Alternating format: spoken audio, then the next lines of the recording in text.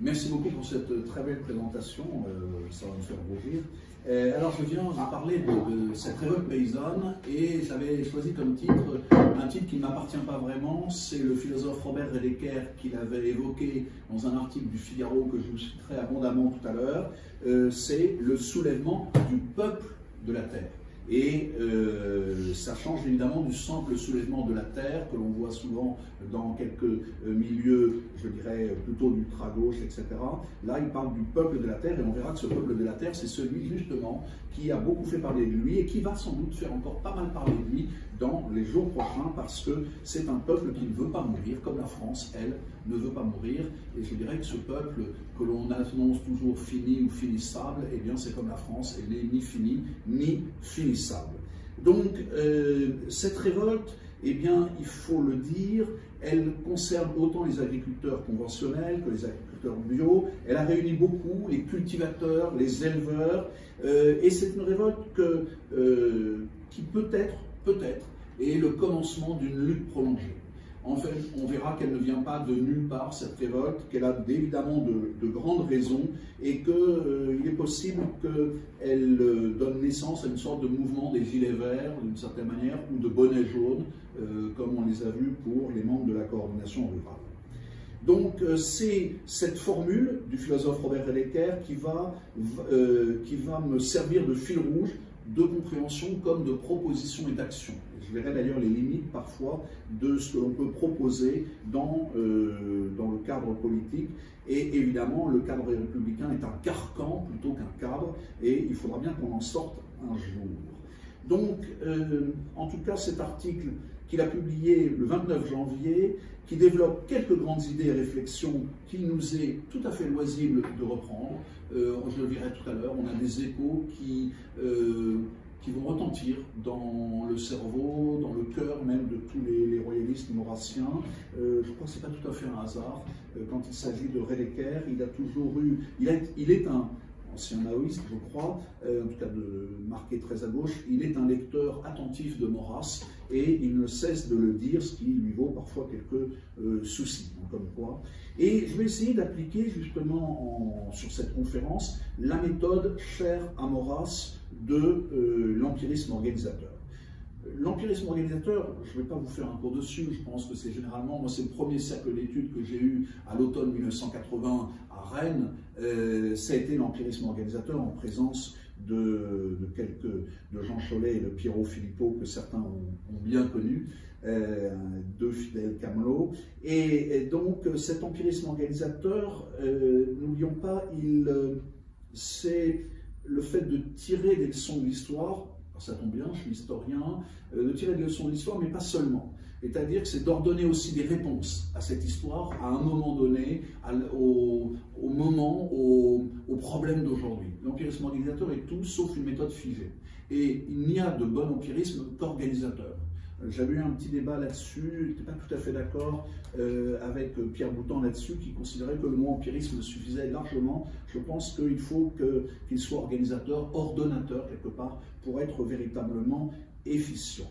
Alors, je reviendrai tout à l'heure sur ce texte de Redeker qui évoque la crise agricole, qui n'est pas seulement, pour lui, il n'est pas le seul à le dire, qui n'est pas seulement économique ou sociale, mais qui est aussi une crise éminemment politique, et même, allons plus loin, une crise de civilisation. C'est quelque chose qui commence à revenir d'ailleurs en boucle depuis cet article de Redeker, cette idée que, eh bien, il n'y a pas que la question sociale ou économique dans cette révolte agricole, contrairement à ce que voudrait nous faire croire par exemple la FNSEA, mais il y a sans doute des questions beaucoup plus politiques, peut-être même institutionnelles, et en tout cas de civilisation, et en tout cas, eh bien, ça sera peut-être l'occasion pour les royalistes maurassiens de rappeler le politique d'abord comme moyen, ce n'est pas la fin. La fin, justement, c'est de permettre à la civilisation française de perdurer, de durer et de se renouveler éventuellement. Et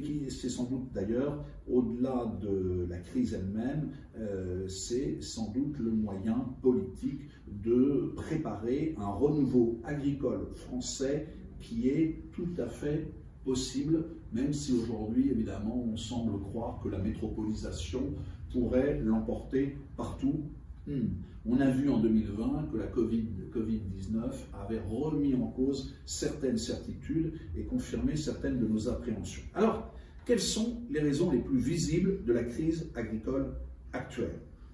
En fait, on parle de crise, mais il n'est pas certain que ce soit une crise agricole en tant que telle.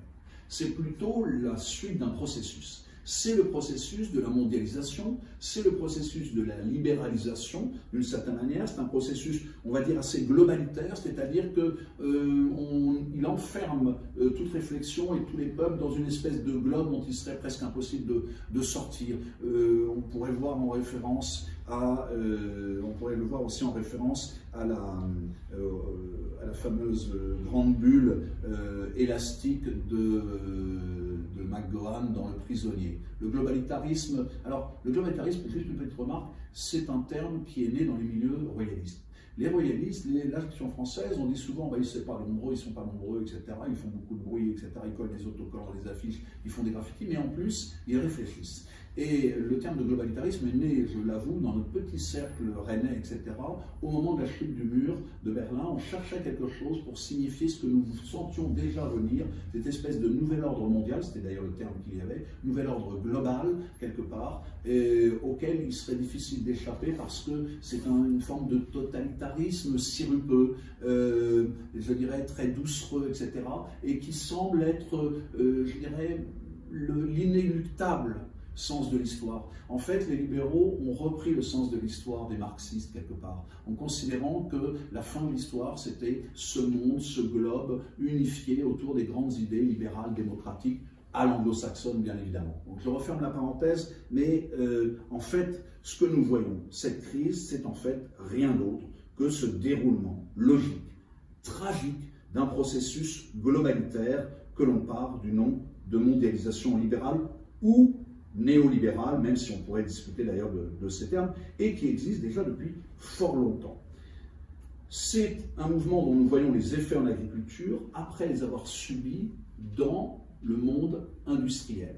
Il y a une remarque d'un journaliste ou essayiste il y a quelques semaines qui était frappé du coin du bon sens. Il disait « Nous avons connu la désindustrialisation parce que, soi-disant, on allait vendre des Airbus aux Chinois, donc on acceptait qu'ils nous produisent tout ce qui était textile, etc. Et on a tué tout notre textile français. Et maintenant, les Chinois font leur propre, entre guillemets, Airbus. Ils ont les moyens de nous remplacer. Et aujourd'hui, on assiste donc à un phénomène de alors, compliqué à dire, comme vous voyez, désagricolisation. Ce terme, qui pour l'instant apparaît bien barbare, je suis bien certain qu'on va l'entendre et le réentendre dans les années prochaines, comme une espèce de mouvement qui, c'est triste, mais on n'y peut rien, alors continuons à regarder les choses tomber. Eh bien, les royalistes maurassiens sont des gens qui ne regardent pas les choses tomber, qui ont tendance à vouloir relever ce qui doit l'être, évidemment, et faire tomber d'autres choses qui doivent, évidemment, tomber. C'est un mouvement, ce mouvement de désagricolisation, qui a commencé il y a déjà bien longtemps. Sans doute dès ou un peu après ce qu'on appelait les 30 glorieuses, que désormais on appelle plutôt les 30 ravageuses, et au niveau de la France, c'est un peu comme cela qu'on pourrait les qualifier, avec du recul, bien évidemment. C'est un phénomène qui touche tous les pays, et en particulier les pays du Nord, les pays d'Europe, en particulier parce qu'aujourd'hui c'est la tertiarisation qui semble l'emporter, la dématérialisation, tout cela étant d'ailleurs des mots tout à fait creux, parce que la dématérialisation n'existe que parce qu'il y a du matériel pour justement apparaître dématérialisé. C'est pas comme si on était à Poudlard. À Poudlard, je claque des doigts et vous avez devant vous, je dirais, toutes les images que je pense en même temps, etc. C'est la magie. Là, au contraire, on est dans un monde extrêmement matérialiste, extrêmement matérialisé. Il n'y a pas d'Internet s'il n'y a pas les câbles, et s'il n'y a pas les data centers, s'il n'y a pas les ordinateurs pour les recevoir. Donc, vous voyez, on est piégé par un langage, on accepte en fait un langage qui n'est en définitive pas le langage de la vérité. Et quand on gratte un peu, on se rend compte qu'on nous fait prendre pour des vessies pour des lanternes. Voilà. Alors, on a vu ces révoltes en Europe. Les Pays-Bas, l'Allemagne, qui ont précédé la France, l'Espagne actuellement, l'Italie. Il y a même une sorte de marche sur Rome des tracteurs. Et attention quand même, les raisons des uns et des autres ne sont pas forcément les mêmes. D'abord parce que les agricultures des uns et des autres ne sont pas les mêmes. L'agriculture allemande est une agriculture beaucoup plus industrialisée depuis longtemps et d'ailleurs beaucoup plus polluante aussi. Alors, en tout cas, il y a quelques raisons apparentes qui poussent les agriculteurs à la révolte, quand ce n'est pas à la désespérance et au suicide. N'oublions pas qu'il y a quand même 2 suicides par jour en moyenne, selon les estimations, ce qui fait la profession agricole la plus touchée par ce phénomène, la plus suicidaire de France en proportion. Et c'est vraiment une désespérance qui est difficile à combattre, mais il semblerait que justement, depuis ce mouvement de révolte, ce mouvement suicidaire semble être beaucoup plus limité, comme si l'espoir était en train de renaître malgré l'endettement d'un certain nombre de ces agriculteurs. Alors, quelles sont ces raisons? Quelques raisons apparentes. Les normes et les charges. Les charges, beaucoup trop lourdes et pas toujours appropriées au métier même de l'agriculture. Il faut quand même comprendre qu'elles ont, par exemple, bondi de 40% en 2 ans pour la production laitière, sans jamais aucune augmentation de prix sur les laits ou sur la viande bovine. Ce mouvement de fiscalisation, ce n'est pas un mouvement récent. C'est d'ailleurs un mouvement contre lequel les paysans se sont toujours un petit peu révoltés, d'ailleurs, même au temps de la monarchie. Et ce mouvement de fiscalisation qui prend les éleveurs pour, et sans jeu de mots, mais pour de véritables vaches à lait, est à court terme mortel pour nombre d'exploitations. Et je dirais que déjà, l'histoire de France, l'agriculture française, est un immense cimetière d'exploitation et d'exploitants.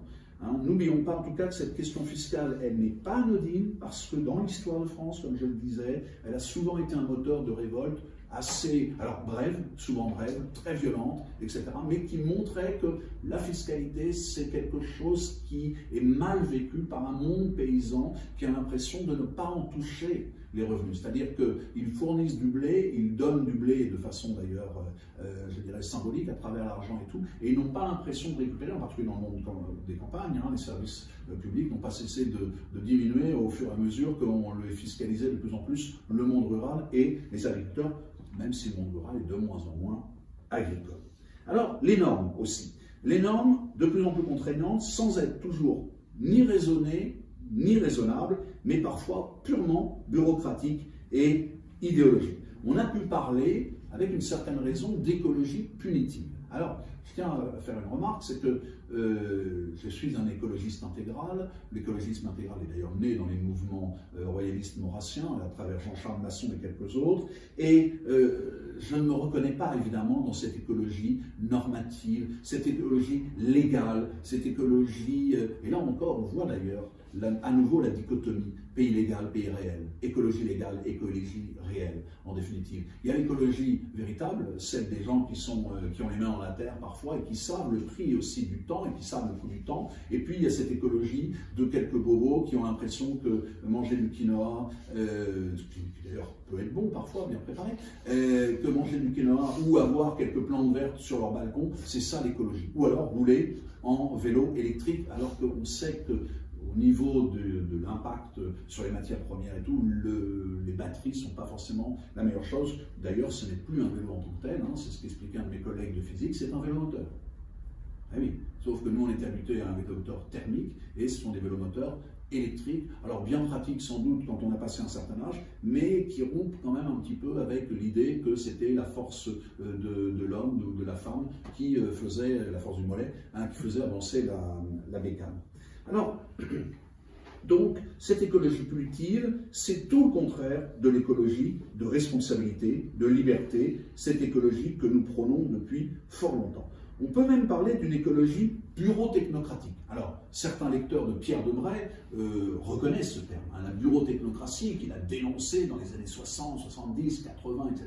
On y est, c'est-à-dire un mélange à la fois de choses très techniques, très scientifiques, etc., et en même temps une bureaucratie normative tout à fait tatillonne, ennuyeuse, injuste, n'hésitons pas à le dire. Le terme de bureau-technocratie qu'a mis en avant Pierre Debray dans les milieux royalistes d'AF et tout, eh bien, il s'applique encore plus aujourd'hui qu'à l'époque où il l'a défini et théorisé. Et ça qui est assez incroyable, c'est quand on plonge dans notre mal, entre guillemets, non pas aux souvenirs, mais aux idées de l'Action française, eh bien, on a une richesse conceptuelle absolument incroyable.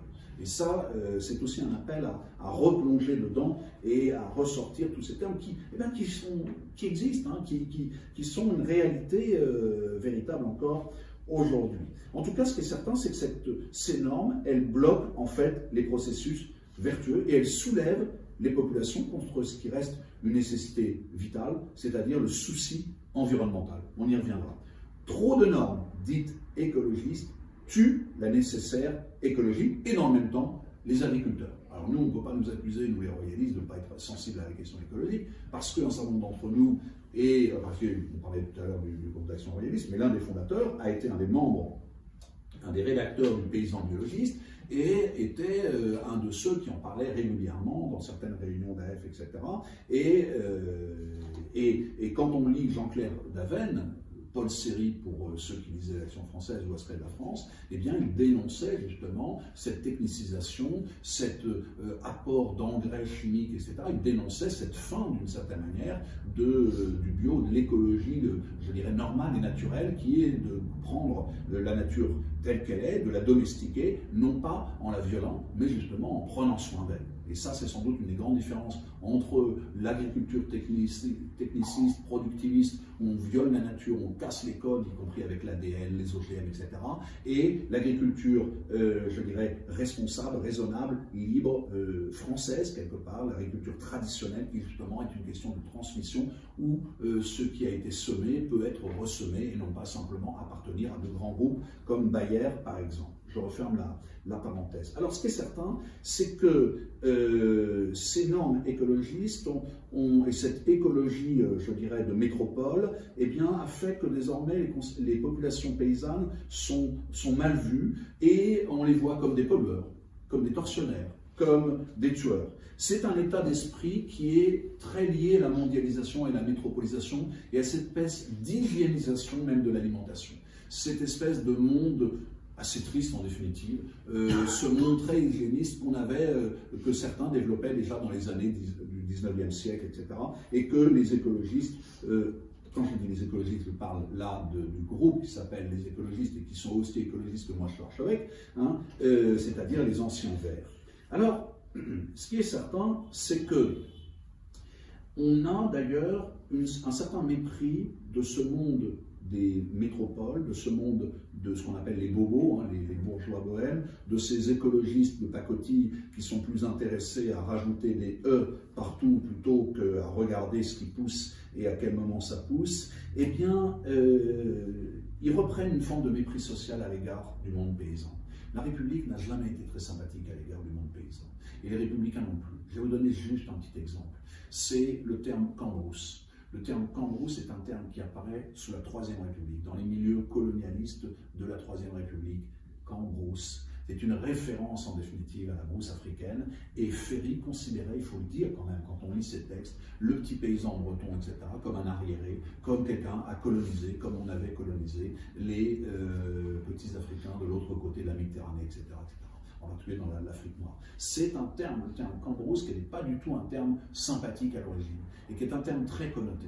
Et c'est assez étonnant parce qu'on ne va pas le retrouver sous la plume des royalistes, hein, qui au contraire ont un attachement à la ruralité, etc., depuis longtemps. Il suffit de voir d'ailleurs l'action des royalistes, des grands propriétaires légitimistes, et pas que dans la Mayenne du 19e siècle. C'est eux qui ont fait une modernisation sans tomber dans les excès de la modernisation. C'est un modèle, il y a eu un modèle, on va dire, royaliste français d'agriculture qui a été, je dirais, un certain succès sans tomber dans ce qui est aujourd'hui l'agriculture productiviste et intensive. Un jour, il faudra que quelqu'un écrive une thèse là-dessus. Il y a déjà une thèse qui existe, de Michel Denis, qui est un peu ancienne, mais qui présentait cette odeur. Alors pourquoi est-ce que je parle de cette thèse de Michel Denis? Parce que Michel Denis a été un homme de centre-gauche et tout, mais qui avait lu Maurras. C'était un homme d'une très grande culture et il a été un de mes maîtres en histoire politique, et nous avions des discussions où nous n'arrivions pas aux mêmes conclusions sur l'Action française et sur Maurras. Et c'était un grand monsieur qui appartenait à une gauche qui avait encore le souci de la conversation, de la discussion, de la disputation au sens noble du terme, et qui acceptait d'avoir eu tort. Aujourd'hui, c'est plus vraiment le cas. Alors, est-ce que ça veut dire que d'ailleurs je me suis un peu écarté de mon sujet, parler des normes, et en particulier des normes environnementales, est-ce que ça veut dire que toute mesure écologique, par exemple celle de réduction de l'emploi des produits phytosanitaires, soit mauvaise? Non. Et je vous le rappelle, les royalistes maurassiens des années 60 et suivantes ont souvent dénoncé l'emploi de produits empoisonnant la terre, les eaux et les airs, et parfois à rebours du courant dominant. On disait avec la PAC, on disait aux paysans, laissez tomber vos chevaux de trait, etc., laissez tomber vos vieilles méthodes, etc., on va vous fournir de quoi nourrir le monde entier.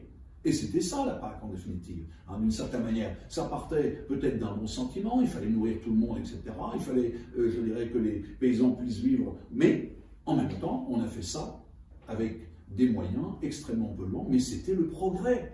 Qui aurait osé s'opposer au progrès à l'époque?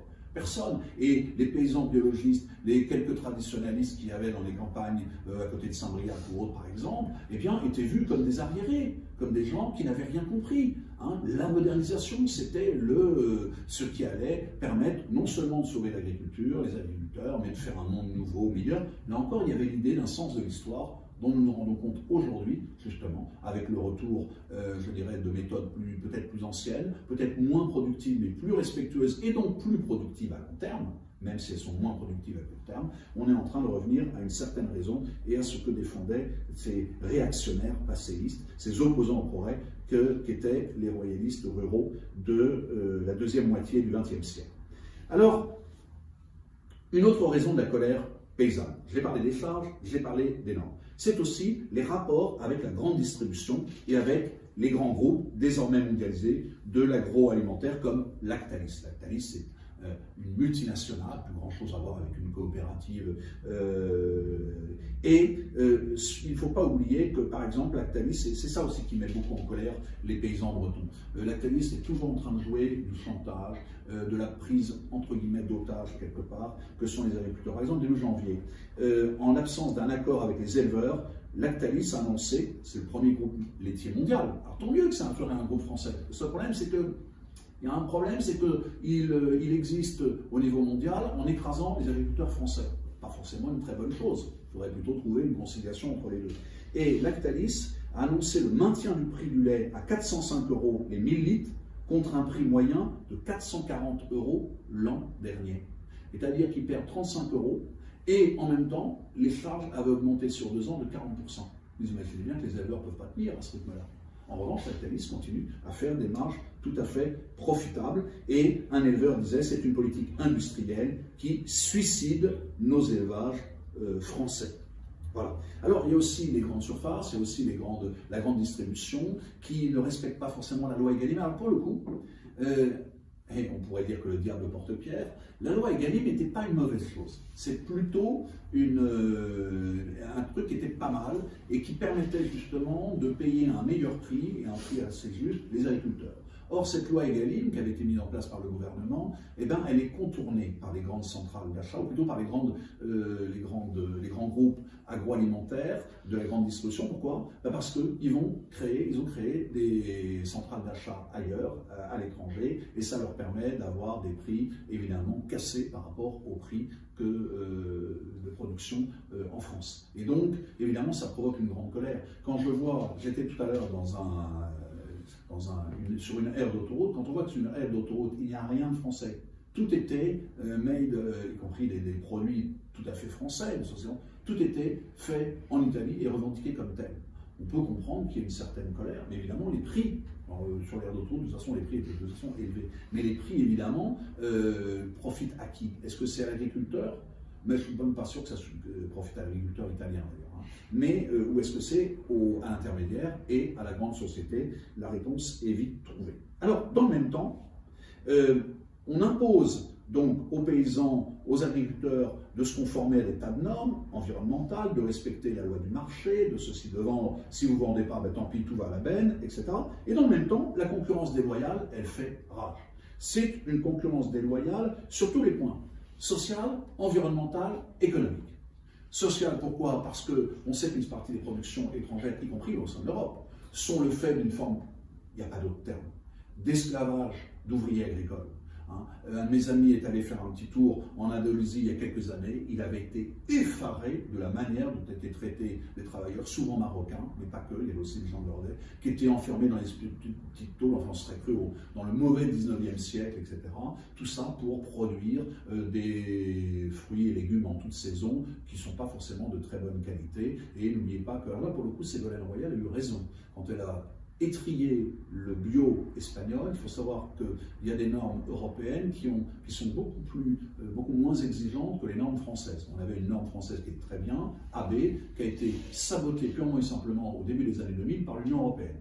Il y a toujours cette idée qu'on fait des normes, mais quand il y a un truc qui marche, qu'il y a un truc qui est vraiment écolo, biologique et tout, l'Union européenne se débrouille pour le contourner ou l'abaisser. C'est quand même pour ça que le bio espagnol, moi quand je vois un bio espagnol ou autre, j'ai quand même un petit peu de doute au regard des règles de ce bio-là. Alors, en tout cas, cette concurrence déloyale, elle se fait au détriment des agriculteurs français. Et on a un certain nombre de traités de libre-échange qui posent problème. Il y a eu le traité avec la Nouvelle-Zélande qui est passé un peu inaperçu à l'automne 2022.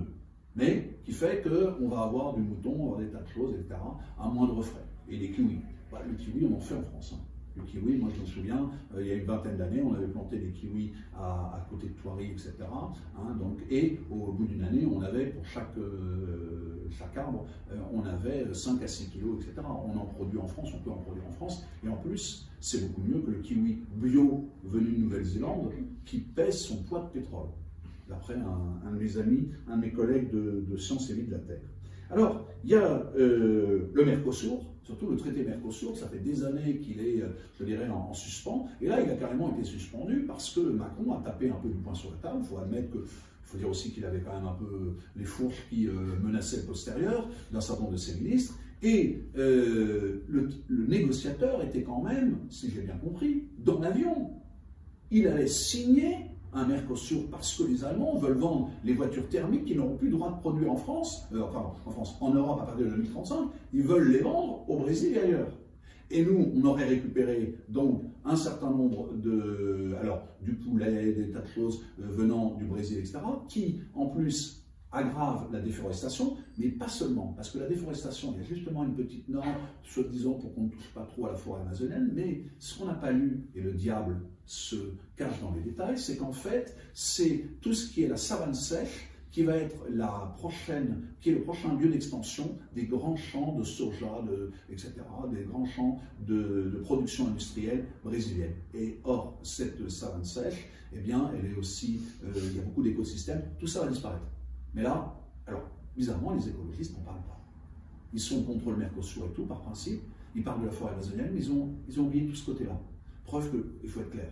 Ils sont souvent pas très sérieux dans leur étude des dossiers. Je referme la parenthèse. Alors, ce qui est certain, c'est que, en tout cas, ces traités de libre-échange, et Dieu sait s'ils sont nombreux, ils s'inscrivent dans la logique de la mondialisation libérale, de ce monde unique, ce que Orwell appelait le One World, et ils se succèdent à grande vitesse. Le CETA. Alors, il y en a un qui nous a évité, le traité transatlantique, contre lesquels les royalistes avaient beaucoup lutté à la fin des années 2010, c'est, son nom m'échappe, Donald Trump, voilà, je cherchais le nom, je savais que ça avait un rapport avec Walt Disney, c'était Donald Trump qui, lui, n'est pas un libre-échangiste, je dirais, si marqué que cela, et les écologistes et puis d'autres peuvent lui dire, leur dire merci au moins d'avoir retardé ce fameux traité transatlantique qui aurait été là encore désastreux, autant pour l'agriculture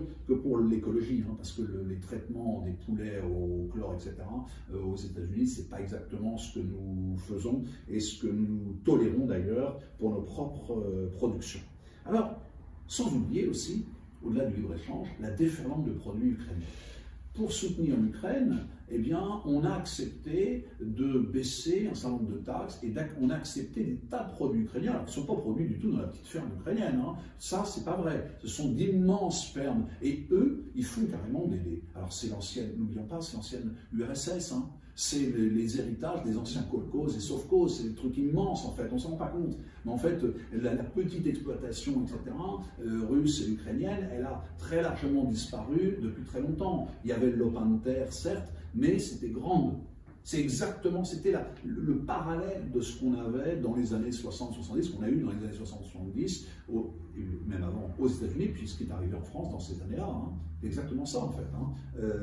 C'est intéressant de faire une comparaison de toutes ces agricultures-là et de se rendre compte qu'en définitive, eh bien, l'agriculture française restait plus modeste, plus modérée que les agricultures états-uniennes ou soviétiques. Alors, en tout cas, on peut dire que ces produits agricoles ukrainiens à bas coût n'ont pas beaucoup de respect pour les normes européennes, c'est le moins qu'on puisse dire, en particulier sociales ou environnementales, et elles envahissent les marchés européens et elles trouvent preneurs. Elles trouvent preneurs. Je discutais avec un responsable d'un magasin à Versailles, il me disait, mais vous comprenez bien qu'une partie de la viande transformée qu'on a, etc., que notre centrale d'achat nous envoie, etc., elle vient d'Ukraine. Pourquoi? Parce que le prix est divisé par 4 ou par 5. Et qu'en définitive, le client, qu'est-ce qu'il demande? Il se moque du prix au producteur, il veut du prix bas. D'ailleurs, quitte à laisser, comme disait un de mes collègues, un quart de ce qu'il achète soit dans son assiette qui va partir à la poubelle, soit dans le fond de son frigo à pourrir. Parce qu'en définitive, un des grands problèmes alimentaires en France, c'est pas, je dirais, c'est pas le fait de la qualité, la quantité ou autre, c'est surtout aussi le fait du gaspillage. Le gaspillage énorme. Avec tout ce qu'on gaspille en France, on aurait quoi nourrir tous ceux, qui sont nombreux en France, qui ne mangent pas tous les jours à leur faim. Alors, en tout cas, donc, ces produits, ils envahissent les marchés européens, ils trouvent preneurs dans les chaînes d'alimentation ou de restauration rapide qui privilégient la quantité, hein, plutôt que la qualité et la santé. N'oublions pas d'ailleurs que l'alimentation est la première cause de bonne ou de mauvaise santé. Or, on a depuis quelques décennies quand même un certain nombre de maladies, y compris les cancers, etc., qui sont issues de ce qu'on pourrait appeler la malbouffe et contre lesquelles, je me souviens, l'Action française de Lyon s'était battue dans la fin des années 80. Je me souviens encore de quelques images parues dans le Feu Follet devant quelques Macrado ou Kilburger, je ne sais quoi, hein, qui avaient été, je dirais, qui avait vu quelques manifestants rappeler que Lyon était la capitale de la gastronomie et non pas de la malbouffe. Alors, il y a aussi ce qui a joué le rôle de détonateur. Ça a été le coût des jachères, 4%. On demande aux gens de produire plus et en même temps, on restreint, je dirais, les espaces de production. Et puis, c'est aussi toutes les autres, entre guillemets, promesses du Green Deal, du contrat vert, qui ont pu jouer donc un rôle de détonateur dans la crise de janvier. Alors, les normes, les charges, les contraintes qui pèsent sur les agriculteurs français, sans atteindre les produits agricoles importés du monde entier, une nouvelle PAC, politique agricole commune, peu favorable en définitive aux petits et aux moyens agriculteurs, tout ça a abouti, mais depuis longtemps, à un affaiblissement de l'agriculture française. Jadis, on pouvait se vanter d'être un pays exportateur et tout. On est toujours un pays exportateur de produits agricoles, mais on n'est plus capable de nourrir notre propre population de manière variée et diversifiée. En particulier dans les légumineuses, il nous manque beaucoup de choses, etc. C'est quand même le comble. Et on importe beaucoup de viande, on importe beaucoup de choses que nous ne produisons plus, alors que nous étions, je dirais, champions là-dedans. Alors, je vous donne un exemple qui est peu connu, c'est le chanvre. La France a été un grand producteur de chanvre pendant très longtemps. Chanvre, cannabis, etc. Attention, pas pour fumer, hein, celui-là. Le chanvre est quelque chose qui, en écologie et dans le bâtiment, est utilisé justement comme un très bon isolant. C'est quelque chose qui est un moyen de répondre à l'épuisement du sable, puisqu'on a un gros problème, le sable, ça s'épuise, on aura bientôt plus de ciment, plus de quoi faire du ciment, du béton, etc. Le chanvre, c'est quelque chose qui était très développé dans le Berry. Et on avait fait des camps dans le Berry, etc. On était allé voir d'ailleurs, je crois, un petit musée qui en parlait, et tout ça a été abandonné, disparu. Et aujourd'hui, alors on a remis du chanvre, je crois que c'est en Bourgogne qu'on remet du chanvre, etc. Mais on a perdu une partie du savoir-faire, et en fait, une grande partie du chanvre que nous trouvons en France, il vient malheureusement d'ailleurs, de Chine. Et c'est comme, je pourrais en parler aussi, de la gemme, hein, c'est-à-dire les pins, etc., des landes, etc., dont on pourrait tirer beaucoup de choses, dont on tire beaucoup de produits, les produits Saint-Marc, etc. C'était fait avec le pain des landes, la sève, etc. Et bien tout ça aujourd'hui n'est plus vraiment exploité. On va le chercher ailleurs. une petite remarque. Il y a une dizaine d'années, quand j'étais allé dans les Landes, c'était à l'époque d'Henri Emmanuelli, eh bien, l'un des anciens producteurs, qui était à la retraite depuis longtemps, me disait, mais ceux qui s'intéressent à nos grandes forêts de pins, c'était avant la grande tempête de 2011 qui a un peu cassé beaucoup de choses, de 2011 je crois, ceux qui s'intéressent à notre pain et à ce qu'on pourrait en faire, ce sont les Chinois. C'est-à-dire qu'eux avaient très bien vu l'intérêt qu'il y avait à exploiter des choses, y compris en France. Et bon, alors ça c'est pas totalement fait, mais ça montre bien que nous avons quelques atouts que nous sommes même plus capables de voir. Alors, on a un affaiblissement de l'agriculture française, on a un affaiblissement des productions, on a un affaiblissement des producteurs. Et il suffit de regarder les chiffres actuels de l'agriculture et de voir le revenu moyen des agriculteurs, qui d'ailleurs est très différent selon qu'on est producteur ovin, bovin, producteur avicole, etc., ou cultivateur. Les céréaliers et les betteraviers restent en haut de la hiérarchie, tandis que les petits éleveurs et les légumes et tout, ça reste plutôt en bas. Et ça m'a fait penser à cette phrase de Maurras. Maurras avait, il y a un siècle, résumé en quelques mots les données du problème. C'est dans l'Action française du 29 janvier 1923. Il dit « Si l'intérêt public exige la protection du produit, a fortiori impose-t-il la protection du producteur ». Or, aujourd'hui, il n'y a ni l'une ni l'autre. Et je crois que justement, une politique royale, et déjà le fait d'en parler, de l'évoquer, la politique royaliste, c'est justement de reprendre cette politique d'intérêt public, protection du produit, protection du producteur. Or, aujourd'hui, on voit que ni l'un ni l'autre ne sont assurés par la bureautechnocratie bruxelloise, ni par le système du libre-échange, ni par le système de la grande consommation, ni par la société de consommation. Parce qu'il faut quand même être clair, les consommateurs, il y a plein de gens qui soutiennent les agriculteurs, qui vont applaudir, qui vont aller au salon de l'agriculture la semaine prochaine, et puis la première chose qu'ils font, c'est quand ils vont pousser leur caddie le samedi, c'est de regarder quels sont les prix les plus bas. Et ils ne vont pas se poser de savoir, d'ailleurs, si on faisait un peu plus attention, il y aurait moins de problèmes d'ailleurs de mauvaise santé, etc. Parce qu'on sait qu'aujourd'hui, quand même, l'alimentation joue un rôle très important, comme je l'ai dit, aussi dans les problèmes de surpoids. Vous savez qu'aujourd'hui, en fait, le problème n'est plus le problème de la sous-alimentation dans le monde, et en France, c'est le problème de la malnutrition. La malnutrition, c'est pas que le fait de ne pas manger assez, c'est le fait de manger trop gras, trop salé, trop sucré. On peut faire toutes les campagnes de pub qu'on veut. Regardez aujourd'hui le succès des tacos. Alors, le succès de tacos, c'est justement l'inverse de ce que devrait être une gastronomie française, etc. Mais c'est un succès qui s'est préparé. C'est le désir, c'est la tentation permanente. La France a un patrimoine gastronomique extraordinaire, mais elle ne le met plus en avant, si ce n'est pour quelques élites ou à la télévision. Les tacos sont engouffrés dans un vide qu'il y avait. C'est pour ça que je ne jette pas la pierre à ceux qui y vont. En revanche, je dis il faut trouver très rapidement des alternatives, elles existent. Et puis, c'est comme tout, il faut en user avec modération. Alors, en tout cas, tout cela peut bien expliquer en partie la colère et la révolte paysanne, même si aujourd'hui elle paraît récupérée et trop souvent domestiquée, dans le mauvais sens du terme, par la FNSEA, pourtant attachée à ce qui, en définitive, tue le monde paysan français. D'ailleurs, il y a une colère contre la FNSEA. Ce n'est pas la FNSEA qui a lancé le mouvement. Ce sont les réseaux sociaux, et la FNSEA a été obligée de suivre, de prendre le mouvement. Sauf que, qu'est-ce qui s'est passé? Le gouvernement a considéré que le principal interlocuteur, c'était la FNSEA et les jeunes agriculteurs. En plus, quand il y a eu la mort de cette pauvre agricultrice et de sa fille, ça a été un argument de plus pour négocier directement avec les jeunes agriculteurs et la FNSEA. Donc la coordination rurale, alors la coordination rurale par exemple est boycottée, il faut savoir, dans un certain nombre de mouvements de gauche et par les écologistes par exemple. Ils ne veulent pas entendre parler de la coordination rurale. Or ils sont beaucoup plus vertueux, entre guillemets, que la FNSEA. Mais bon. Et idem, la Confédération paysanne, qui elle a une autre logique, qui correspond aux anciens travailleurs paysans, mais dans lequel on a des gens, y compris des gens proches de l'Action française, qui peuvent se retrouver. En tout cas, je voulais vous faire un détour par l'histoire pour mieux cerner cette révolte actuelle, pour la relier, mais aussi la distinguer de celles qui ont précédé. Pour juste dire que la révolte n'est pas une nouveauté dans le monde paysan, alors j'en ai déjà parlé. Les jacqueries, les révoltes antifiscales, anti-nobiliaires sous l'Ancien Régime, les révoltes contre les droits féodaux, etc. Mais aussi contre la fin progressive des terres communales. Et en fait, la Révolution française n'a pas été une chance pour les paysans français. Elle a même été une catastrophe, sauf qu'ils ne s'en sont pas rendus compte tout de suite. Pourquoi? Parce qu'on détruisait les droits féodaux. Donc ils avaient désormais le droit de classe. Bon, résultat des courses, au bout de 10 ans, il n'y a plus de gibier. dans les forêts françaises. Bon. Et tous se sont retrouvés un peu le bec dans l'eau. On a détruit beaucoup, on a déforesté beaucoup, on a détruit des forêts, etc. Et puis surtout, les grands biens nationaux, les biens du clergé, ce sont les plus aisés des paysans qui ont pu les récupérer. Et principalement des gens venant de la ville d'ailleurs, et imposer leur propre mode de recrutement, où on mettait à l'écart les gens du coin.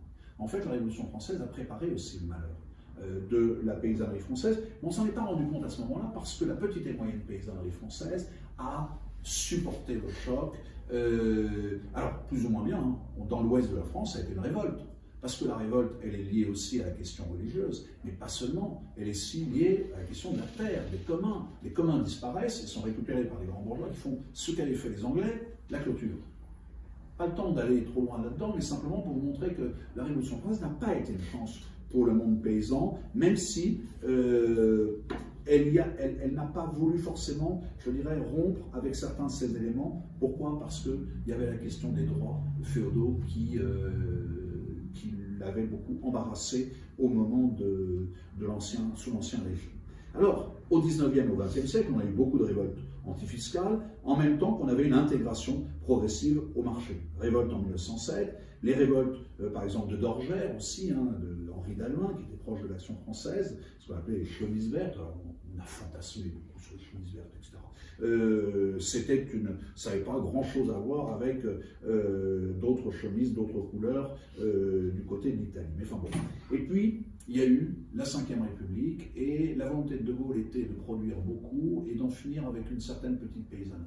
Il était dans cette idée qu'il fallait une grande modernisation, etc. Non pas qu'il n'aimait pas le monde paysan, mais il n'a pas compris qu'il y avait une part de l'esprit de la paysannerie qui était, il avait compris que c'était une part de l'identité de la France, mais il n'a pas compris qu'en tuant les plus petits, en définitive, on cassait un peu les radicelles. Certes, on gardait les racines, mais on cassait un certain nombre une partie de la diversité française et paysanne. Et très rapidement, d'ailleurs, c'est sous De Gaulle qu'on aura la fameuse thèse « La fin des paysans » d'Henri Mondras, parce que le monde paysan devient un monde d'agriculteurs. Le monde paysan, c'était une civilisation en soi. Le monde agriculteur, c'est surtout le producteur. Hein, c'est celui qui va produire avec plus ou moins de respect, etc. Attention, un paysan agriculteur, je ne fais pas d'opposition entre les uns et les autres. Je dis simplement que c'est un peu différent au niveau je dirais, de l'appréhension des choses. Et puis, il y a eu des résistances traditionnalistes aussi hein, à cette modernisation à marche forcée, et j'en ai déjà évoqué quelques-unes tout à l'heure. Alors, aujourd'hui, il y a d'autres raisons. D'autres raisons peu évoquées, moins consensuelles, moins revendiquées, ou parfois maladroitement avancées. Par exemple, des causes qui sont plus profondes d'ailleurs, et donc plus indistinctes. Le problème de la profondeur, c'est qu'on ne voit pas forcément les choses, mais ou qu'on fait en sorte de ne pas les voir.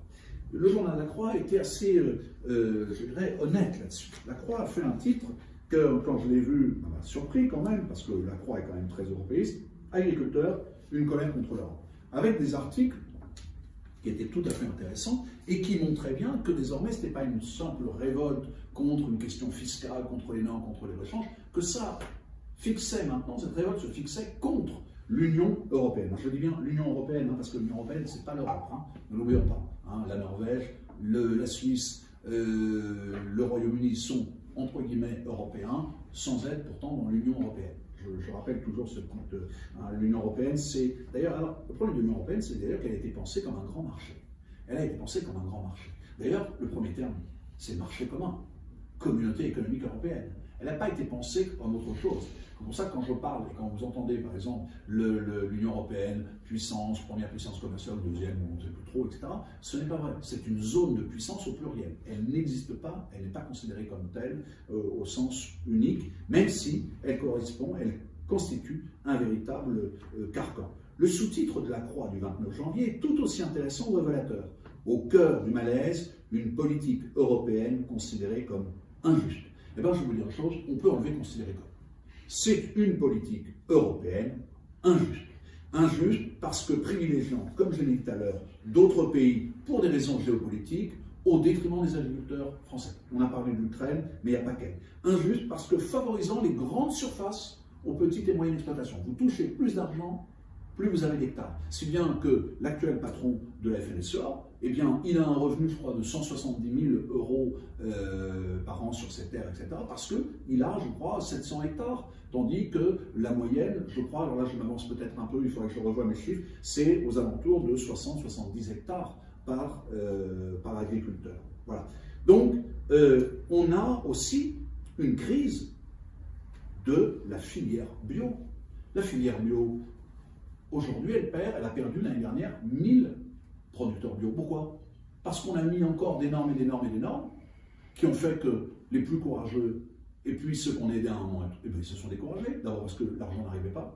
Que c'est beau de faire des promesses. On fait des promesses, mais l'État peut faire des promesses, les institutions peuvent faire des promesses, mais si elles payent avec 5, 6, 1 an de retard, comment allez-vous faire pour payer les nouvelles semences? Comment allez-vous faire pour, je dirais, écouler, en particulier pour la viande? Le blé, les céréales, vous pouvez les mettre en silo. Ça peut rester des années et des années. La viande, c'est pas possible. Et donc, évidemment, cette PAC a favorisé beaucoup plus les cultivateurs que les éleveurs, et ça explique aussi que ce sont les éleveurs qui sont principalement en pointe sur cette révolte. Et alors, la crise de la filière bio, pourquoi? Parce que les gens n'achètent pas bio. Ils n'achètent pas bio, ça a été une mode. On voit bien qu'ils sont en train d'enlever tous les rayons bio, maintenant, de la grande distribution. Et à un moment, il s'agissait de faire du bio industriel, qui, à mon avis, rompait un peu avec l'esprit du bio. Je me rappelle d'un article de Vittori, j'en avais parlé à l'époque sur mon blog, qui expliquait le temps du petit producteur bio, etc., de ces petites fermes, c'est fini. Il faut des grandes fermes biologiques, etc. C'est-à-dire refaire les mêmes conneries qu'on a fait avec l'agriculture française conventionnelle, ou pas conventionnelle d'ailleurs, la refaire avec l'agriculture bio. Ce qui fait qu'aujourd'hui, le bio aussi a perdu la confiance d'un certain nombre de consommateurs. Ce n'est pas une question de prix, je vais vous dire une chose. Si vous allez au marché de Rennes, vous allez voir les petits producteurs bio, des produits, ils sont moins chers que ce que vous allez trouver en grande surface, que ce soit bio ou pas. Donc, ça peut être rentable, ça peut être concurrentiel. Le seul problème, c'est qu'évidemment, le système tel qu'il est fait aujourd'hui ne le rend pas concurrentiel. Et l'élimine. Et le brave bobo qui jadis nous disait bio, bio, bio, maintenant, il va prendre dans les bas des rayons pour continuer à consommer toujours autant. Alors c'est là le problème. Et vous savez très bien que si même quand on donne un peu plus, eh bien il y a un effet de compensation. C'est-à-dire que les gens ne vont pas acheter le meilleur, ils vont acheter plus. Ils ne vont pas acheter la qualité, ils vont acheter la quantité. Il y a une espèce de... C'est un phénomène. Comment faire pour le contredire d'ailleurs? Comment faire? Pourquoi est-ce que le plus est toujours favorisé par rapport au meilleur? Mon interrogation.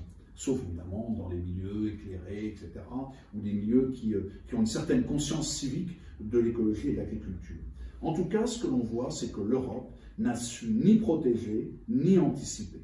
Productiviste à outrance dans les années 60, sans penser aux conséquences d'une telle stratégie, les histoires de pesticides, les produits chimiques, ce qui a entraîné un déclin des espèces considérable, disparition des insectes, disparition des batraciens, disparition... Je vous donne un exemple. Lors d'un camp d'action française, le camp d'action française se faisait à Galgon, c'était à côté de Limours. Et le propriétaire qui nous avait reçus nous avait expliqué ceci, c'est que quelques années auparavant, ils avaient utilisé, pour en finir avec les moustiques, qui était une véritable infection, ils avaient utilisé du DDT ou quelque chose comme ça. Résultat des courses, plus de moustiques. Plus de moustiques. Bon. Et ça dure 2-3 ans. Mais seulement plus de moustiques, ça veut dire plus d'oiseaux. Ça veut dire plus de batraciens. Ça veut dire un empoisonnement aussi d'un certain nombre de terres, d'eau, etc., etc. Les oiseaux, les batraciens, leur population s'est effondrée à ce moment-là. On tapait le moustique, mais c'est l'oiseau et le batracien qui tombent. Seulement le moustique, 3 ans après, il est revenu. Et il a fallu remettre des doses encore plus fortes de produits, alors le DDT avait été interdit entre-temps, etc. Et c'était sans fin. Et donc en définitive, ça nous rappelle cette formule qu'on employait souvent d'ailleurs dans les cercles d'action française, on ne commande à la nature qu'en lui obéissant. En voulant la forcer à tout prix, eh bien, on brise les équilibres qui sont parfois plus fragiles qu'on le pense. Voilà. Et ça, quand on le disait déjà dans les camps de 80, on le disait sans doute dans les camps de 70, 60, les gens à l'extérieur disaient oh, alors, vous êtes des vieux, vous n'avez pas compris et tout.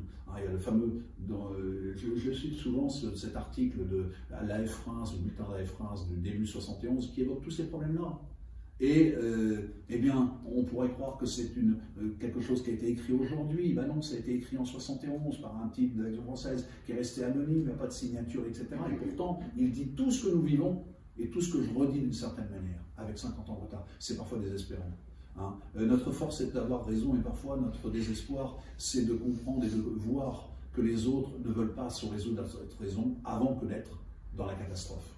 Alors que nous sommes des Cassandres sans doute, hein, parce que, mais vous savez bien, la malédiction de Cassandre, et Bainville l'a très intimement mal vécu d'ailleurs, hein, c'est de ne pas être cru. Et pourtant elle a raison à la fin. Alors il nous faut continuer à être des Cassandres, mais pas seulement. Parce que si on n'est que des Cassandres, on ne construit plus rien. Mais il faut au moins savoir prévoir et le jour venu prévenir en faisant. Alors en tout cas, on a une Europe écolo-normativiste, comme je l'ai dit, par démagogie, sans avoir la moindre stratégie à long terme et sans avoir réfléchi aux effets de cette politique, en ne raisonnant que suivant l'idéologie plutôt qu'en partant des réalités. Ce n'est pas à des Maurassiens que je vais apprendre que les réalités comptent plus que la théorie. On part de ce qui est pour comprendre. Mais on ne crée pas, la théorie ne suffit pas. Ce n'est pas la théorie qui va faire pousser le blé. Le blé, il va pousser parce qu'on va suivre un rythme, on va planter un certain moment, etc. Et après, on peut théoriser sur le fait, ah ben tiens, si on le mettait à un autre moment, un petit peu avant ou un petit peu après, peut-être qu'on aurait un peu plus ou un peu moins, mais vous n'allez pas planter, je dirais, des tomates en mois de janvier. Ça serait ridicule. Bon. Eh bien, l'Europe, elle n'hésite pas. L'Europe, c'est l'Europe déconnectée, c'est surtout l'Europe déracinée. Excusez-moi, quelle heure est-il? 47. Donc, il me reste encore un peu de temps. Bon, je vais essayer de... C'est l'Europe déconnectée, on coupera au montage. L'Europe déconnectée, c'est surtout l'Europe déracinée. C'est l'Europe déracinée, c'est le terme fort, me semble tout à fait juste, l'absence de racines. Mais c'est normal.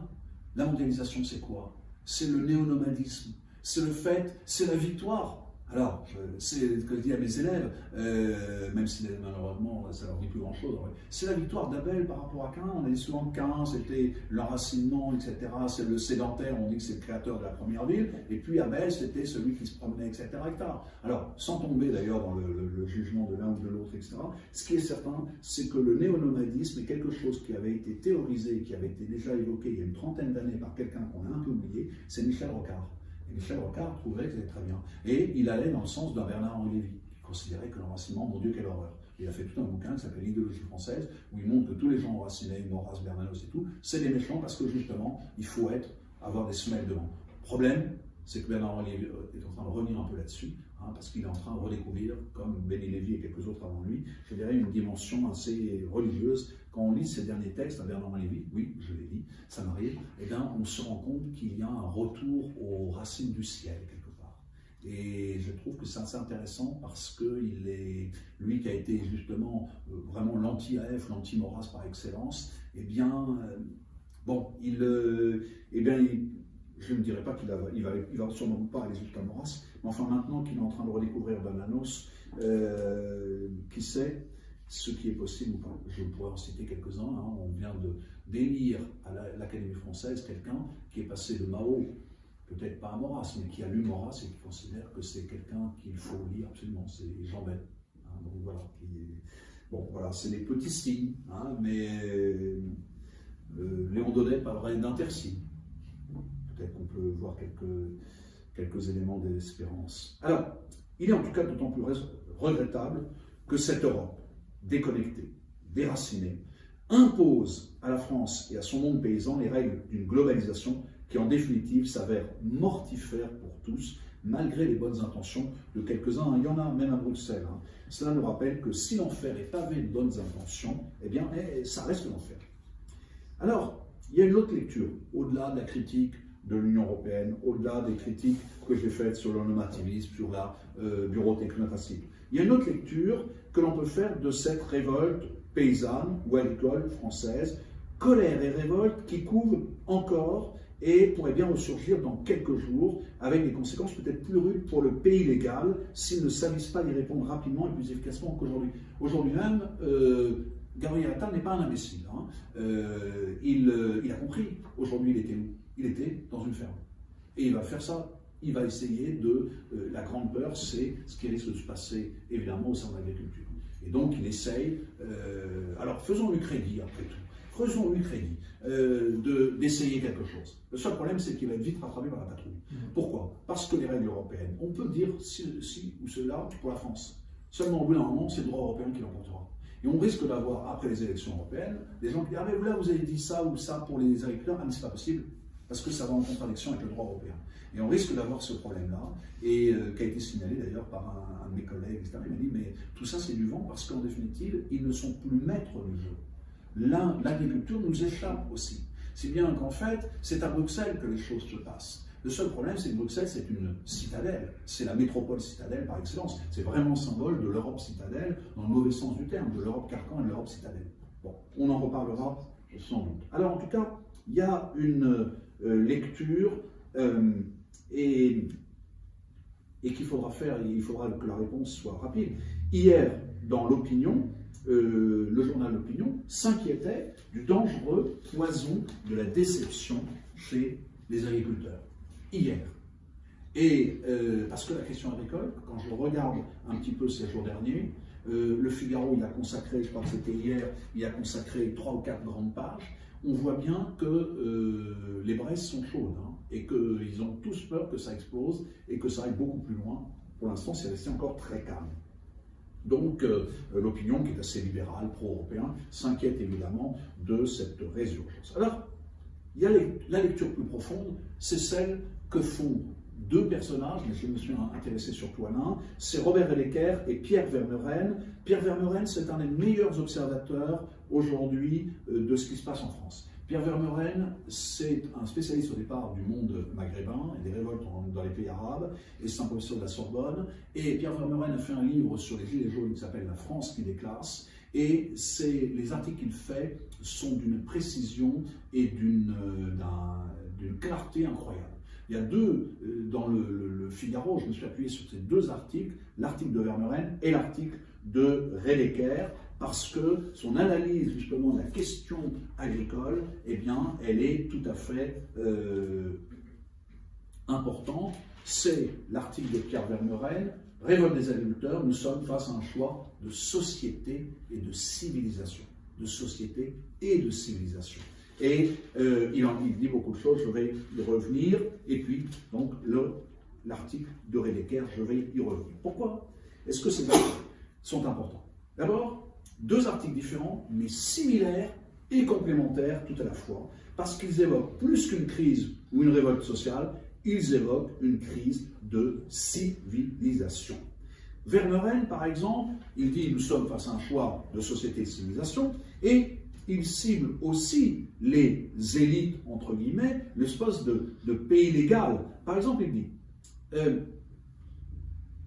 dans un mode hostile, il faudra bien choisir entre protectionnisme et libre-échange pour les biens relevant de notre souveraineté.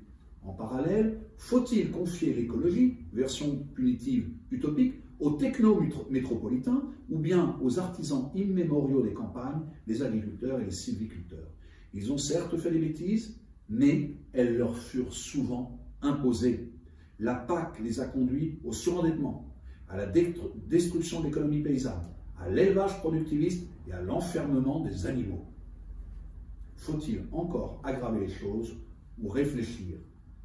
Peut-être faut-il considérer que ces gens qu'on voit à la télévision depuis 10 jours, par des paysans, qui parlent très bien, qui sont organisés et pacifiques pour l'instant, peuvent être les acteurs de leur destin, de leur économie, de la sauvegarde des paysages, de la protection et de l'entretien de la nature et des animaux. Cela impliquerait de transformer ces nouveaux suspects en acteurs déterminants de la politique de l'avenir et de l'environnement, en défenseurs de nos modes de vie et de consommation, mais aussi de notre sécurité alimentaire et la suite tout à fait, et d'un style de vie qui nous a si longtemps rendus enviables.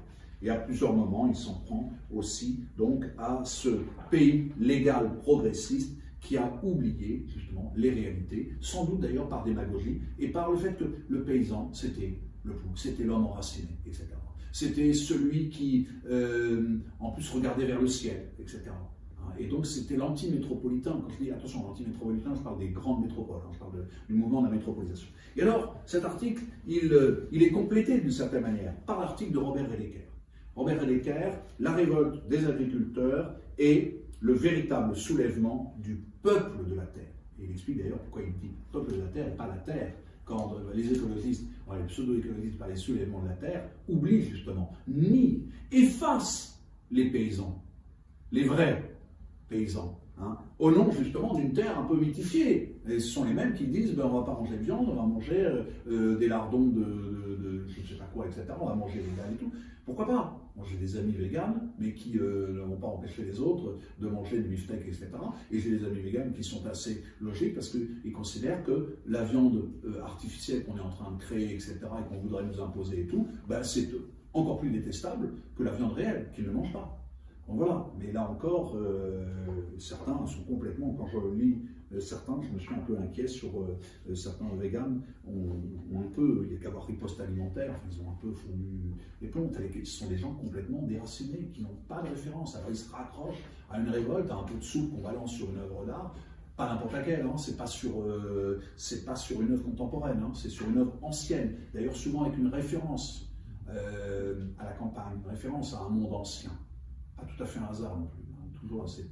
Il faudra qu'un jour un philosophe se penche un peu là-dessus de manière plus complète. Alors, Renker parle d'une crise de civilisation et de transmission, comme Vermeuren en parle aussi. Crise de civilisation et de transmission. Hein. Le point commun, et il explique quelque chose, le point commun de l'école et de l'agriculture est la plongée dans le passé. Les deux, l'école et l'agriculture, ramènent comme à travers des racines, forant l'humus des siècles, le passé et ses valeurs dans le présent. Elles nourrissent le présent du sucre qu'elles puisent dans le passé. Sans doute faut-il voir dans cette fidélité au passé la raison poussant une modernité qui se veut déracinée et inhéritière, j'aime beaucoup le terme, à réduire l'une et l'autre, l'école et l'agriculture, au statut de fantôme. Il fait une attaque contre la modernité, absolument extraordinaire. On a l'impression de lire Thibon. On a l'impression de lire Bernanos, on a l'impression de lire Maurras. C'est assez impressionnant de voir ce philosophe, Robert Heidegger, qui est un homme libre, hein, de le voir autant faire résonner chez nous quelques cordes que nous connaissons bien, quelque part. Hein. Et il parle du peuple historique dont les agriculteurs forment la quintessence, le peuple agriculteur. Et il parle de ce peuple de la terre. C'est ça, c'est ce peuple paysan, ce peuple de la terre qui aujourd'hui est méprisé, comme il explique, par les bobos, qui les traitent de beaufs, etc. Il dit... Voilà. Alors, en ces deux articles, et je vais terminer un peu rapidement, en ces deux articles que je viens de citer et commenter, les royalistes que nous sommes entendent donc résonner des phrases, des formules, des mots qui leur sont familiers. Crise de civilisation, des civilisations, transmission, terre, peuple de la terre, etc. Cela explique sans doute pourquoi ils se retrouvent, je parle des royalistes, spontanément, mais aussi intellectuellement, spirituellement, nationalement, du côté de ces agriculteurs, cultivateurs comme éleveurs, qui incarnent un aspect du pays réel français, ce que Maurras évoquait souvent d'ailleurs, plongeant dans les racines de l'histoire de France. Sully, c'était le ministre de la Reconstruction agricole. N'oubliez pas comment la France était ruinée. On pourrait y voir une certaine similitude. Beaucoup de gens disent nous sommes en 1788. Je dis non, nous sommes en 1588, avant les 4. On est encore dans ces guerres de religion, guerres partisanes, etc. Et là, Sully, le ministre d'Henri IV, le ministre de la Reconstruction agricole et rurale, eh bien, c'est lui qui s'exclame labourage et pâturage sont les deux mamelles de la France, voici les vraies mines d'or du Pérou. Notre pétrole vert, avait résumé un certain président, que nous n'aimons pas forcément, en tout cas doté d'un bon nom d'emprunt, comme disait le général, eh bien, notre pétrole vert, c'est labourage et pâturage, c'est l'agriculture. L'agriculture française a des atouts extraordinaires. Elle peut redevenir un des moteurs de la prospérité française. Encore faut-il croire et investir en elle, ce que la République semble avoir du mal à concrétiser efficacement. Alors, j'aurais voulu faire toute une partie ensuite sur les propositions que les royalistes font. La lutte contre les traités de libre-échange qui n'ont pas de raison d'être. La protection des productions et des producteurs, la fameuse phrase de Maurras que j'évoquais un peu avant, en France, et le fait de privilégier une agriculture propre, soucieuse des paysans, des paysages, des consommateurs, de la qualité. En fait, des traditions très corporatives. Dans les corporations, hein, ce qui comptait, ce n'était pas la quantité, c'était la qualité de ce qu'on donnait, de ce qu'on faisait. Et bien revenir à cette tradition-là. Hein, et on a tous les atouts pour ça. On a une France extraordinaire, on a c'est 551 000 km² en métropole, mais il y a aussi la Réunion et nos autres territoires d'outre-mer qui ont aussi quelques richesses agricoles et puis bon, même au niveau de la pêche, etc. Eh bien, il faut les valoriser. Et la France, c'est une véritable marque. On n'arrête pas de nous parler de la diversité. Il faut la diversité et tout. Mais la diversité, elle est là. Elle est enracinée. Pourquoi veut-on nier cette diversité en disant, ah bah oui, mais il y a du gluten, il y a ceci, cela.